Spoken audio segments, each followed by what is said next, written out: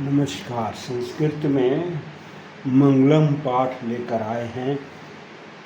मंगलम पाठ जो है बिहार बोर्ड के सिलेबस में जो है ना, प्रथम पाठ का नाम मंगलम पाठ है। इस मंगलम पाठ में कुल 5 श्लोक है। कितने श्लोक हैं? 5 श्लोक हैं। 5 मंत्र कहिए या 5 श्लोक कहिए, मंगलम पाठ में 5 श्लोक है। पहला जो है इसमें श्लोक है, हिरण्मयेन पात्रेण सतस्या पिहितं मुखम तत्त्वं पुषन् अपावृणु सत्यधर्माय दृष्टये। ये हिरण्मयेन पात्रेण, ये जो है ईशावास्यप उपनिषद से लिया गया है।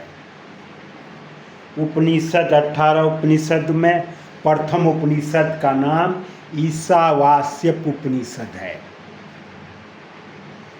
ये ईशावास्यप उपनिषद जो है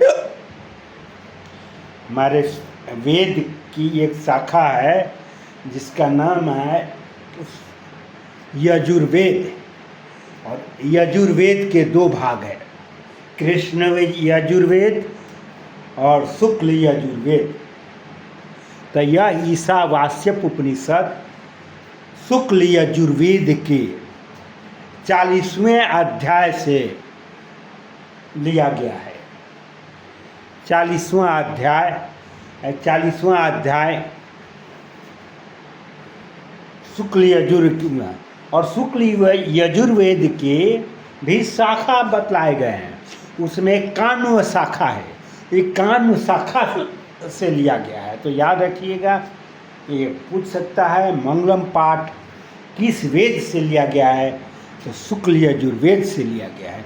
शुक्ल यजुर्वेद के किस अध्याय से लिया गया है, तो 40वें अध्याय से लिया गया है। 1 से 39 अध्याय तक कर्मकांड का निरूपण किया गया है।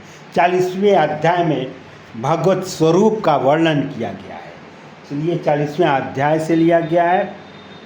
उपनिषद का मूल अर्थ उप माने होता है समीप, निषद का अर्थ होता है उपदेश। गुरु के समीप शांतचित्त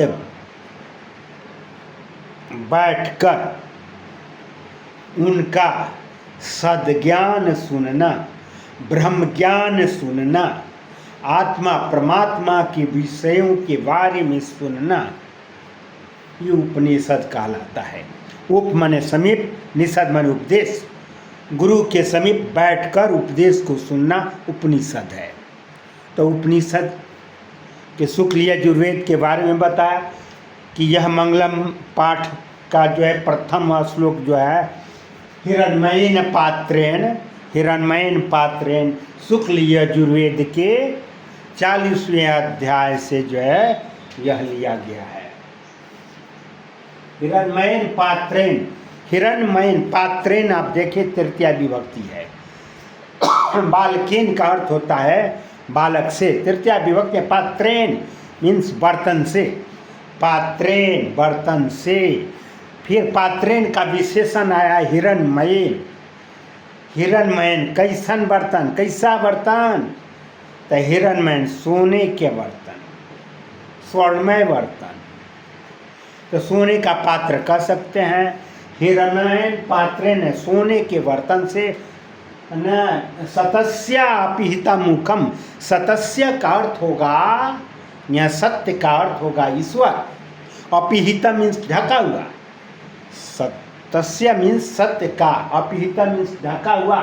तत्व माने आत्मा, गुण पुरुषन ईश्वर को कहा गया है। अपावृणु माने हटा लो, सत्य धर्माय सत्य धर्म दर्शन के लिए, और दृष्टये माने देखने के लिए। यहाँ जो है भक्त जो है ईश्वर से प्रार्थना करता है।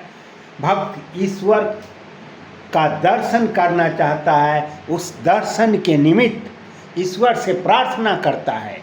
क्या प्रार्थना करता है कि पूषण का अर्थ होगा हे ईश्वर, सतस्य, सतस्य मतलब ईश्वर का, यानी तुम्हारा, हे ईश्वर तुम्हारा मुख हिरण्मयन पात्रेण सोने के बर्तन से, हिरण्मयन पात्र में सोने के बर्तन से, सतस्य का अर्थ हुआ ईश्वर का, ईश्वर का मुख सोने के बर्तन से ढका हुआ है। तो परीक्षा में पूछ सकता है ईश्वर का मुख किससे ढका हुआ है, तो सोने के बर्तन से ढका हुआ है। कहता है कि तत्वम पुरुषं अपावृणु, भक्त ईश्वर का दर्शन करना चाहता है, इसलिए कहता है कि अपावृणु मने हटा दो।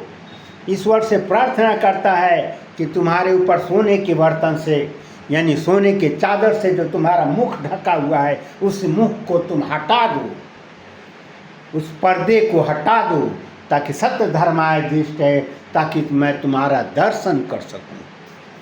तो इस श्लोक में ईश्वर के दर्शन करने के निमित्त भक्त ईश्वर के मुख से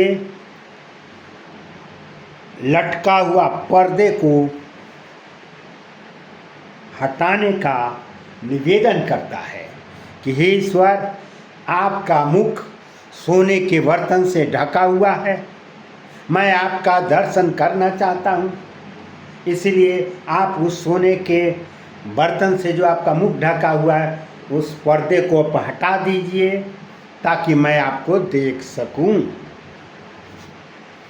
तो हिरण्मयन पात्रेण, हिरण्मयन पात्रेण अंडरलाइन करके पूछा जाएगा कि इसमें विशेष कौन है, विशेषण क्या है। विशेष पात्रेण है, विशेषण हिरण्मयन है। सतस्य का अर्थ क्या होगा, सतस्य का अर्थ होगा ईश्वर। पूषण का अर्थ क्या होगा, पूषण का अर्थ होगा ईश्वर या सूर्य कह सकते हैं। अपावृणु मन खोल दो।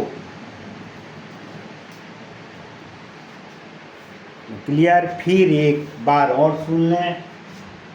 सतस्य का अर्थ होगा ईश्वर का, मुखम ईश्वर का मुख, अपिहितम मीन्स ढका हुआ है, ईश्वर का मुख ढका हुआ है। किससे ढका हुआ है, हिरण्मयन पात्रेण, सोने के बर्तन से ढका हुआ है। पूषण माने हे ईश्वर, तत्वम माने उस गूढ़ तत्व को, यानी उस ईश्वर को देखने के लिए अपावृणु, अपावृणु उस पर्दे को आप हटा दो।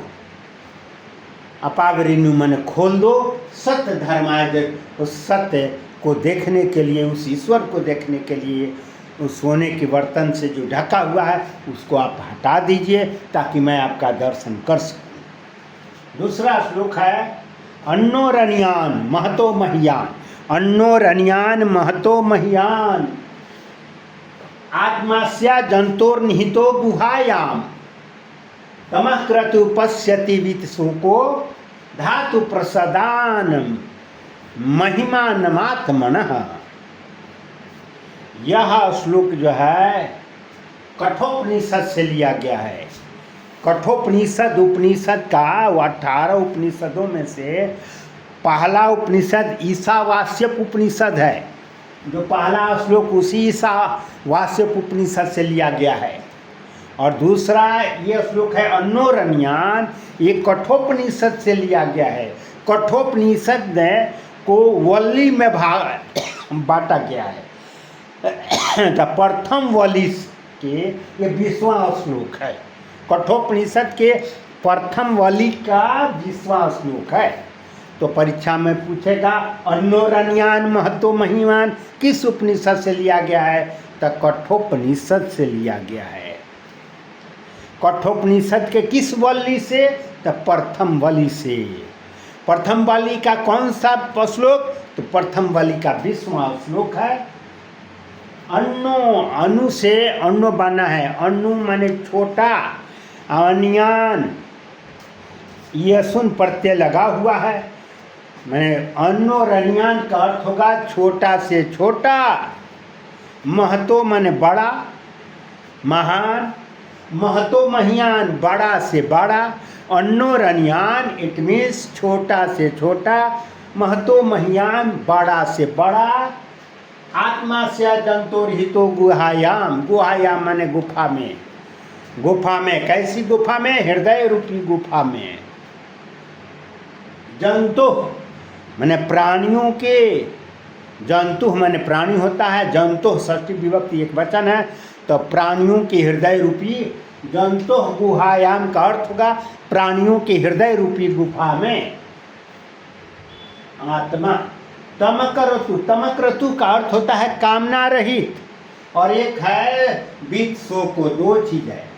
तमक्रतु कामना रहित, बीत शोका शोक रहित। धातु मने ब्रह्मा, प्रसादात मने कृपा, महिमा आत्मना, उस परमात्मा के महिमा को। तो दूसरे श्लोक में आत्मा के स्वरूप के बारे में बतलाया गया है कि आत्मा कैसी है, उसका स्वरूप क्या है।